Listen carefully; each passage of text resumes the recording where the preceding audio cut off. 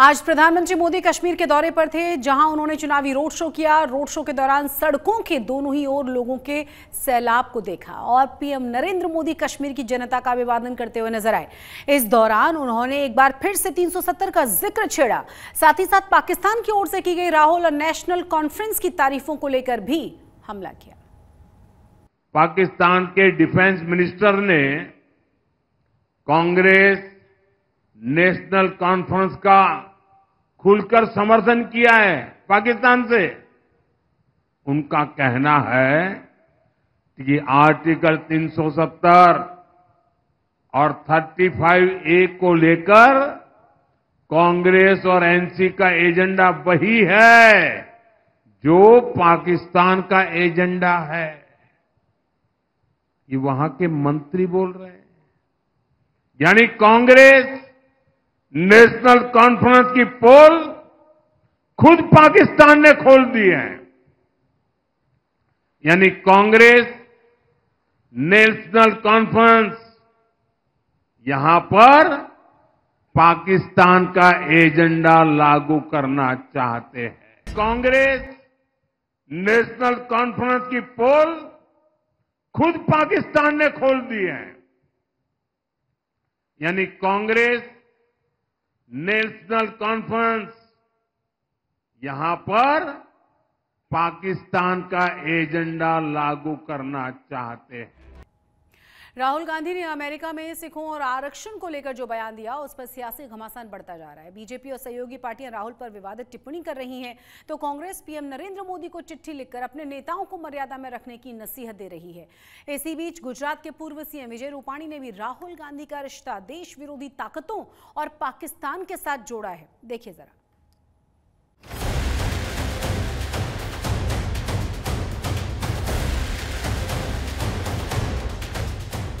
कहां तो तय था लोकतंत्र में लोकहित पर बहस, जनता के मुद्दों पर बहस, आपके मुद्दों पर जंग, और कहां घसीट आया है लोकतंत्र गाली गलौच के घमासान में।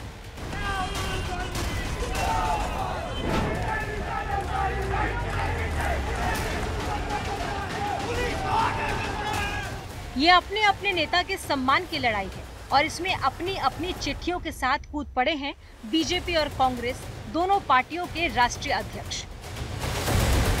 केंद्र सरकार में रेल राज्य मंत्री,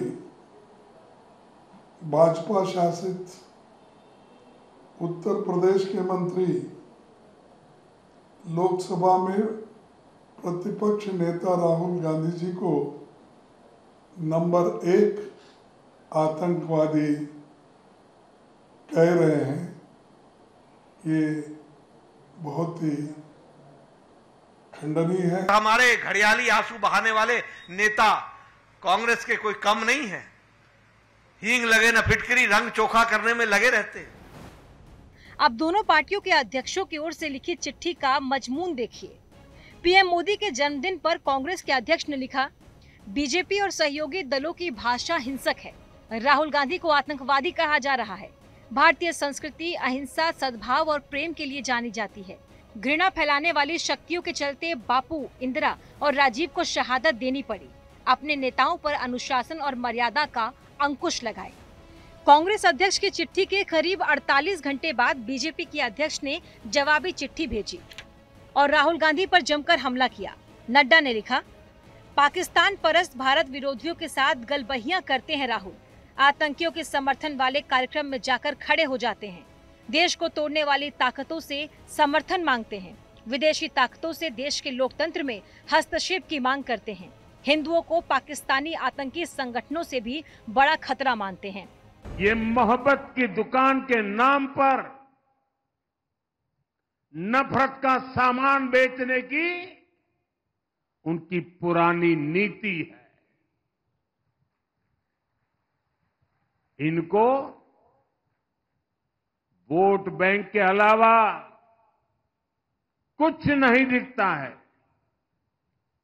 इसलिए इन्होंने सालों साल तक जम्मू और कश्मीर के बीच खाई को गहरा किया। दरअसल पूरा विवाद तब शुरू हुआ जब राहुल गांधी ने अमेरिका में सिखों और आरक्षण को लेकर बयान दिया। राहुल के बयान के बाद बीजेपी और सहयोगी नेताओं की ओर से विवादित बयान आने लगे। राहुल गांधी खुद देश के नंबर 1 टेररिस्ट, अगर किसी को मेरे ख्याल से किस पे अनाम होना चाहिए पकड़ने के लिए, या देश का सबसे बड़ा दुश्मन जो जिसको लानना चाहिए एजेंसीज को, वो आज राहुल गांधी है। देखो खड़गे साहब, टेररिस्ट किसको कहा जाता है? जो टेररिस्ट की बात एंडोर्स करे, जो टेररिज्म को प्रमोट करे। जब पन्नू और राहुल गांधी एक दूसरे की बात, एक दूसरे को एंडोर्स कर रहे हैं, एक दूसरे की वाह कर रहे हैं, तो और क्या होगा जी? और उसे क्या कहा जाएगा ये बताओ। मुझे खेद क्यों होगा ये बताइए ना। हम पंजाब ने, हमने तो यार अपनी पीढ़ियां खो दी। पंजाब आग में जला दिया इस गांधी फैमिली ने। मैं कहता हूं ये माफी खड़गे साहब को माननी चाहिए भी जो राहुल गांधी और पन्नू ने कहा है, आप स्पष्ट करें कांग्रेस क्या राहुल गांधी के बयान पे खड़गे साहब ये मानते हैं भी पंजाब में या देश में सिखों को ये चीज करने की इजाजत नहीं है। रवनीत सिंह बिट्टू के बयान के बाद यूपी के मंत्री और दिल्ली के पूर्व विधायक ने भी कुछ वैसी ही टिप्पणी की। फिर महाराष्ट्र में शिवसेना के विधायक और बीजेपी के सांसद राहुल गांधी की जुबान तक पहुंचे। राहुल के खिलाफ बीजेपी और सहयोगी के बयानों को कांग्रेस ने नया मोड़ दे दिया। कांग्रेस कह रही है कि राहुल गांधी को धमकी दी जा रही है। For the last 1 week, the entire Prime Minister and Home Minister and then the Union Government is keeping silence. Again and again are repeating this type of statements are repeating. We think that this is a clear conspiracy under the knowledge of Prime Minister and Home Minister. But we would like to know from the government, what is your game plan on Rahul Gandhi? Because you are inspiring your people, you are motivating your people to attack Rahul Gandhi. दूसरी ओर BJP नेता front foot पर खेल रहे हैं। JP Nadda के सुर से सुर मिलाते हुए गुजरात के पूर्व मुख्यमंत्री विजय रूपाणी भी भारत विरोधी ताकतों और पाकिस्तानियों से राहुल गांधी का रिश्ता बता रहे हैं। राहुल गांधी ने इस तरीके से बात करते हुए देश का अपमान किया है और देश को नुकसान हुआ है। देखिए ओपन हो गया है, तो वहाँ भी पाकिस्तान के लोग मिले, उनसे पाकिस्तानी जो हमारे घोर विरोधी है उनके साथ उन्होंने मीटिंग किया।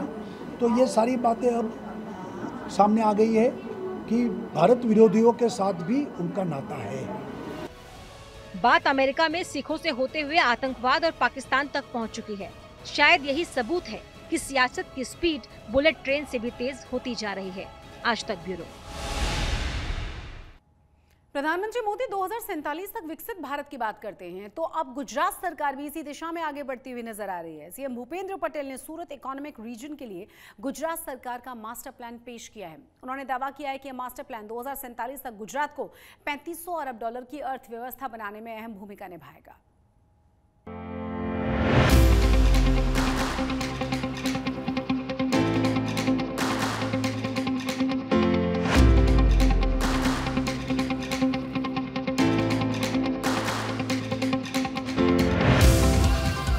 गुजरात के मुख्यमंत्री भूपेंद्र पटेल ने सूरत में economic master plan of Surat economic region का उद्घाटन किया। यहां उन्होंने कारोबारियों के सामने सूरत इकोनॉमिक रीजन के लिए गुजरात सरकार का मास्टर प्लान भी पेश किया।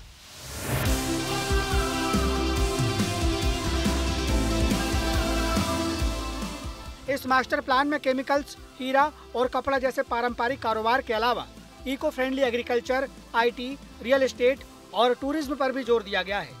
सीएम ने दावा किया कि यह मास्टर प्लान 2047 तक राज्य को $3500 अरब की अर्थव्यवस्था बनाने में महत्वपूर्ण भूमिका निभाएगा।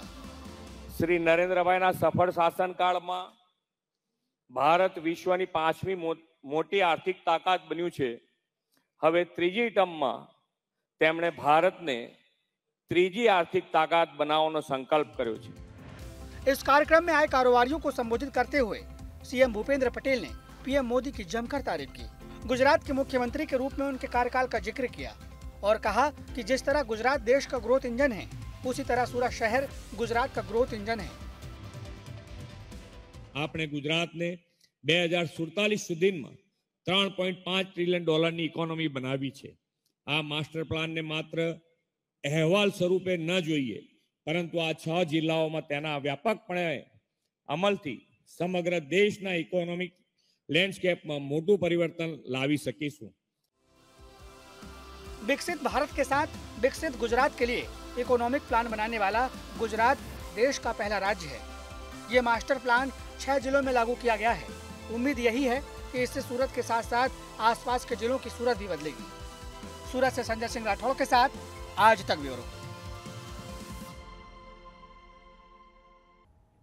अब आपको मिलवा देते हैं एक ऐसे ठग से जो नौकरी दिलाने के नाम पर सूरत में लोगों के साथ ठगी कर रहा था.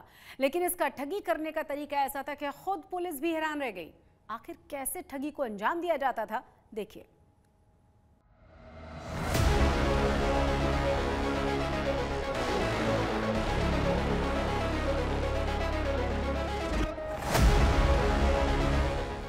सफेद रंग की कार और कार पर लगी लाल रंग की ये प्लेट जिस पर लिखा है CSIC यानी crime branch surveillance intelligence council.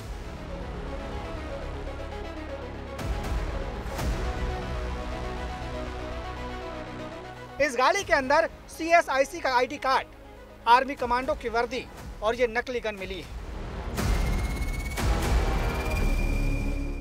ये सब कुछ किसी अधिकारी का नहीं है, बल्कि सूरत क्राइम ब्रांच की टीम ने इस ठग से बरामद किया है.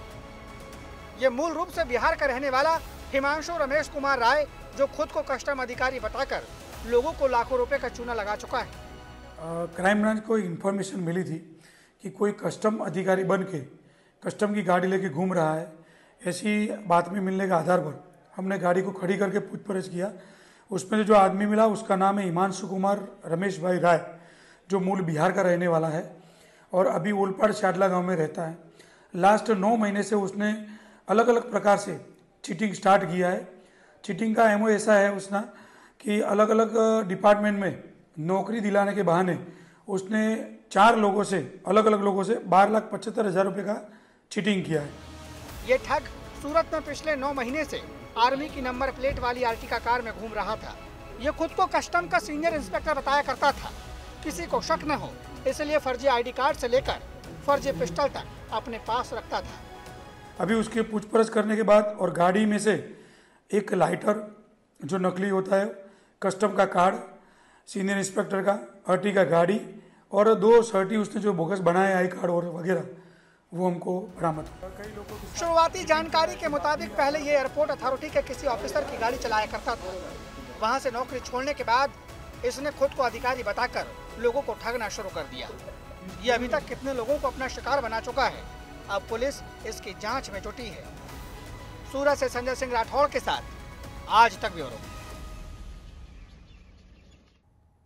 आज तक गुजरात में आज के लिए बस इतना ही, लेकिन देश और दुनिया की तमाम बड़ी और अहम खबरों के लिए आप देखते रहिए आज तक.